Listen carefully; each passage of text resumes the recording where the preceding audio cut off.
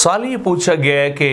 مجھے وضو کر لینے کے بعد بول و براز کر لینے کے بعد جب میں وضو کر کے نماز کی طرف جاتا ہوں تو مجھے شک پڑا رہتا ہے کہ شاید میرے بول کا قطرہ جو ہے وہ نکل گیا ہے، تو اس شک کی حالت کے بارے میں کوئی حکم بیان کریں؟ تو اس کا جواب یہ ہے کہ اگر تو صرف شک کی بات ہو تو پھر آپ کا وضو بھی قائم ہے، آپ اس سے نماز بھی ادا کر سکتے ہیں، اور شک کے ازالہ کے لیے بہتر یہ ہوتا ہے، یہ وہم کو دور کرنے کے لیے میرے آقا علیہ الصلوۃ والسلام بھی ایسے فرماتے تھے کہ جب آپ وضو کریں تو وضو کر لینے کے بعد جو ہے وہ اپنے ہاتھ کو تر کر کے جو ہے وہ پانی کے جو چھینٹے ہیں باریک باریک وہ آپ جو ہے وہ اپنے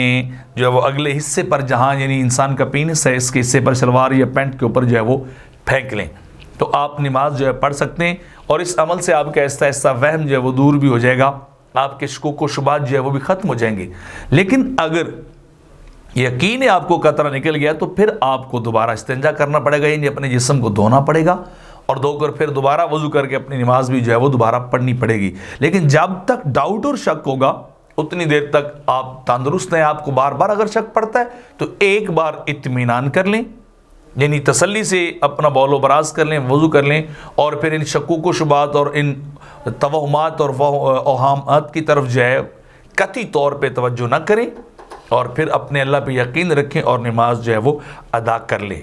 تو لہٰذا شک کی بنا پر جو ہے وہ انسان کا وضو نہیں ٹوٹتا، یقین جب ہو جائے گا تو پھر جو ہے وضو ٹوٹ جائے گا۔ اس کی تفصیلات جو ہے بڑی حدیث کے اندر بھی ہیں، اور فتاوی ہندیہ کے اندر بھی ہے، بدائع الصنائع کے اندر بھی ہے کہ جب تک انسان کا قطرہ خارج نہ ہو، باہر نہ آ جائے انسان کے پینس سے، اتنی دیر تک شک شبے کی بنا پر انسان کا وضو نہیں ٹوٹتا۔ ویسے بھی الشک لا یزول الیقین، جب تک شک ہو وہ یقین کو زائل نہیں کرتا، یقینی بات اپنی جگہ پہ قائم رہتی، تو لہٰذا آپ نماز پڑھ سکتے ہیں، وضو آپ کا اس صورت میں قائم رہے گا۔